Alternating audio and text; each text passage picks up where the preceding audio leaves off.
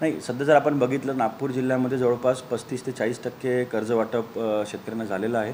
मागच्या वर्षीचं आपलं अचीवमेंट 70 ते 75% होतं. यावेळेस 2 इश्यूज आम्ही 2 याच्यामध्ये स्ट्रॅटेजीज आम्ही यूज करत आहोत. एक, मागच्या वर्षी ज्याचा आम्हाला फायदा भेटला, पहिलं जे बँक्स शेतकऱ्यांना लोन देत नाही त्या बँकेतून आम्ही शासकीय जे ठेवी आहे आमच्या FDs ते आम्ही काढून टाकतो. मागच्या वर्षी आम्ही 2 बँकेतल्या ठेवी काढून ज्या बँका चांगलं लोन देतात शेतकऱ्यांना त्यांच्या बँकेत आम्ही ट्रान्सफर केलं. मग तो जिल्हाधिकारी कार्यालयाचा अकाउंट असो, जिल्हा परिषदचा असो किंवा आमच्या पंचायत समिती आणि काउन्सिलचा असो, ते ह्या वर्षीहून आम्ही तेच करणार आहे. आणि दुसरं, जर एखादी बँक शेतकऱ्यांना सिबिल स्कोअर तुमचं OTS करून घ्या असं जर हॅरॅसमेंट केलं त्यांच्यावर आम्ही FIR आम्ही करण्याची तयारी आहे. काल उपमुख्यमंत्री महोदयांनी पण स्पष्ट सूचना दिलेल्या आहेत. जर बँक शेतकऱ्यांना त्रास देत असेल त्यांच्यावर आम्ही निश्चितच FIR करू.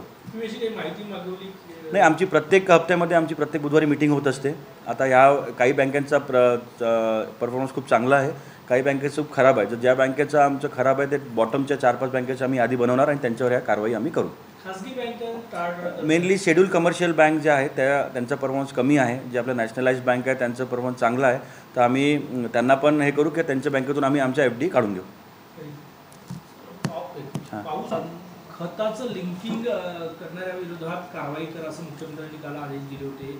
आज जिल्हा प्रशासन ॲक्शन मोडवर आहे. तातडीची बैठक घेतली. काय बैठक झालं आणि काय होणार आहे? नाही, याच्यामध्ये काल राज्यस्तरीय खरीप आढावा बैठक झाली. त्याच्यामध्ये पुष्कळशा कंप्लेंट्स अशा आहे की फर्टिलायझर कंपनी दुकानदारांना लिंक करून खतं विकत आहे. त्याच्यामध्ये DAP जर घ्यायचं असेल तर 20-20-13 तुम्ही घ्या. त्या अनुषंगाने जिल्हा स्तरावरही आम्हाला मोठ्या प्रमाणात कंप्लेंट्स आल्या. तर आज आम्ही हे डीलर असोसिएशन आणि कंपन्यांच्या ऑफिसरला आपण बोलून त्यांना स्पष्ट सूचना दिलेल्या आहे की जर रिक्वायरमेंटनुसारच द्या. जर आपण लिंकिंग केलं तर इसेन्शियल कमोडिटी किंवा फर्टिलायझर ॲक्टनुसार जे पण नियम लागेल किंवा IPCनुसार त्याच्यावर कारवाई करण्यात येईल. तर त्यांनी आम्हाला पॉझिटिव्ह रिप्लाय दिला की ते आता लिंकिंग करणार नाही. पण आम्ही त्यांना 4 दिवसाचा टाईम दिलेला आहे. त्याच्यानंतर आम्ही आमच्या ऑफिसरमार्फत फीडबॅक घेऊ दुकानांमधून. जर त्यांना कंपल्सरी केलं त्यांच्यावर स्ट्रिक्ट कारवाई करण्यात येईल. आणि याच्या सूचना काल मुख्यमंत्री आणि उपमुख्यमंत्री महोदयांनी पण सगळ्या जिल्हाधिकाऱ्यांना दिलेल्या आहे. यासोबतच लिंकिंगसोबत दुसरा एक महत्त्वाचा इश्यू असा आहे की बँकर्स आता सर यामध्ये FIR दाखल होऊ शकतो का खतांमध्ये?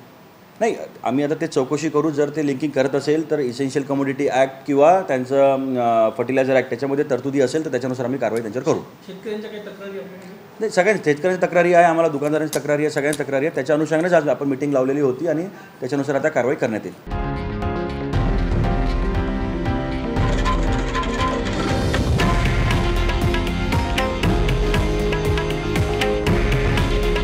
हे आहे देशातील नंबर 1 न्यूज नेटवर्क आणि आपण पाहत आहात TV9 मराठी.